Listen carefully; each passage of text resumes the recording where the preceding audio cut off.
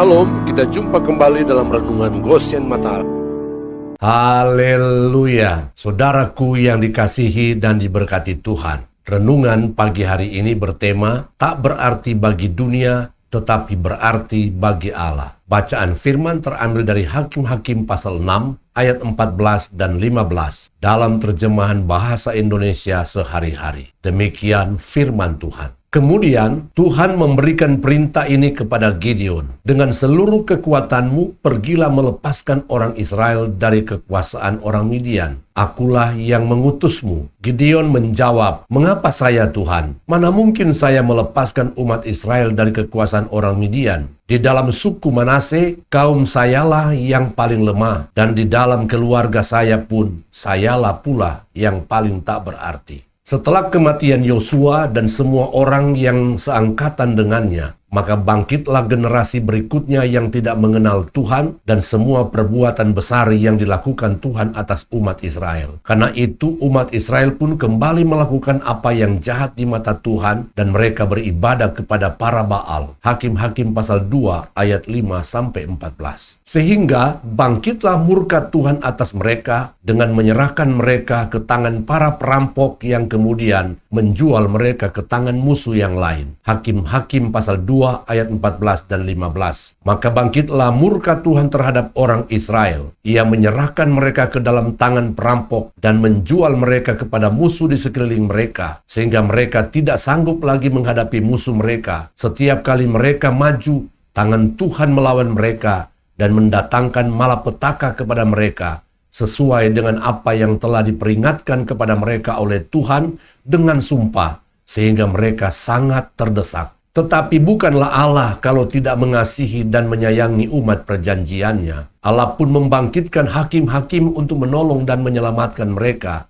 Demikianlah yang terjadi ketika bangsa Midian dengan sekutunya merusakkan hasil ladang mereka dan merampok segala harta benda termasuk segala binatang peliharaan mereka. Dalam keadaan yang sangat menderita dan melarat, mereka pun berseru-seru kepada Tuhan untuk menolong mereka. Maka melalui malaikatnya, Tuhan pun menjumpai Gideon yang sedang berada di tempat pengirikannya yang tersembunyi atau rahasia dan memanggilnya untuk menyelamatkan umat Israel dari musuhnya. Merespon panggilan Allah, Gideon pun berkata, mengapa harus memilih saya?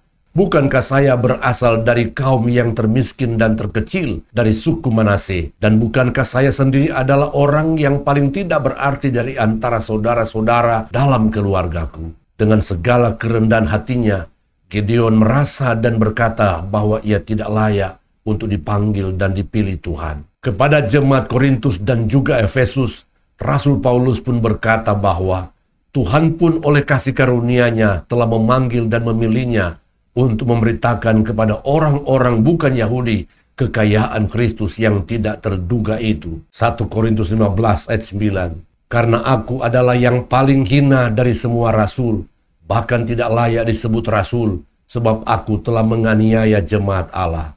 Efesus 3 ayat 8. Kepadaku yang paling hina di antara segala orang kudus, telah dianugerahkan kasih karunia ini, untuk memberitakan kepada orang-orang bukan Yahudi, kekayaan Kristus yang tidak terduga itu. Itulah sebabnya ia pun mengingatkan jemaat Korintus bagaimana Tuhan pun sudah memanggil dan memilih mereka bukan karena kepintaran dan kehebatan mereka, supaya tidak ada seorang pun yang menyombongkan dirinya. 1 Korintus pasal 1 ayat 26-29 dalam terjemahan bahasa Indonesia sehari-hari. Saudara-saudara, coba ingat bagaimana keadaanmu pada waktu Allah memanggil kalian. Cuma sedikit saja dari antaramu yang bijaksana atau berkuasa atau berkedudukan tinggi menurut pandangan manusia. Sebab memang Allah sengaja memilih yang dianggap bodoh oleh dunia ini supaya orang-orang pandai menjadi malu. Dan Allah memilih juga yang dianggap lemah oleh dunia ini supaya orang-orang yang gagah perkasa menjadi malu. Allah memilih yang dianggap rendah, hina, dan malah yang dianggap tidak berarti oleh dunia ini, supaya Allah menghancurkan yang dianggap penting oleh dunia. Dengan demikian, tidak seorang pun dapat menyombongkan diri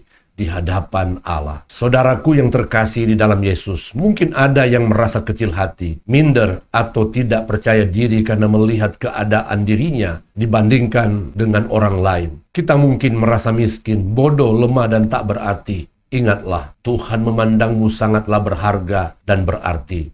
Hidup kita sangatlah mahal, semahal pengorbanan Yesus untuk kita. 1 Petrus 1 ayat 18 dan 19 dalam terjemahan firman Allah yang hidup. Allah membayar suatu harga tebusan untuk melepaskan saudara dari jejak nenek moyang yang berusaha dengan sia-sia untuk mencapai surga. Sebagaimana saudara ketahui, tebusan itu dibayarnya bukan dengan emas atau perak, melainkan dengan darah Kristus yang tidak ternilai harganya, darah domba Allah yang tidak berdosa dan tidak bernoda. Amin. Tuhan Yesus memberkati.